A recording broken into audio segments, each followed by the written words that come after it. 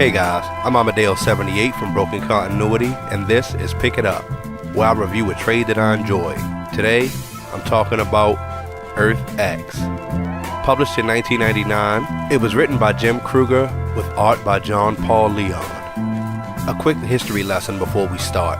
In 1996, DC released Kingdom Come with art by Alex Ross.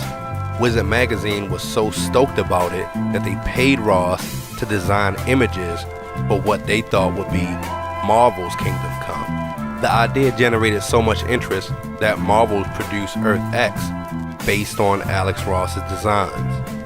Lost in all of this is that in 1994, Alex Ross worked with Marvel to produce Marvels, which is kinda like their Kingdom Come.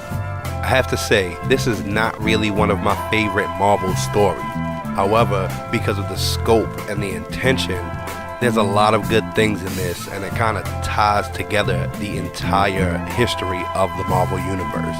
That said, there's a whole lot here, and I just want to touch on a few things. First, a lot of ideas spill from this. Just to point out a few, you could say that Original Sin, the idea of the mist being released on the Earth, even Dark Reign is kind of pulled from this, except that Osborn is the president in this story. Even the marriage of Storm and Black Panther comes from this.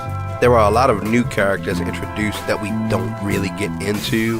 However, a lot of older characters really get their due in this book. The idea that Captain America isn't so much the answer to our problems, but he's just another weapon that was created. Cyclops is presented as the first and last X-Man, who, when even all of his problems have gone away, he just still kind of remains the same person.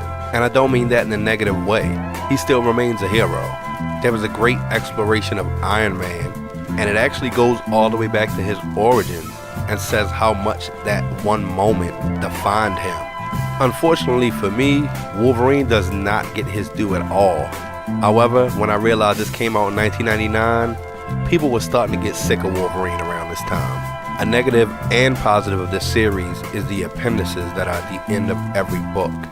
Despite having some interesting information, I think this is stuff that you really would rather see in story form and not just kind of stuck in the back of a book. I did have one laugh out loud moment in this book when the Watcher asked X-51 about the whereabouts of Longshot. His answer perfectly sums up the character even in the present day.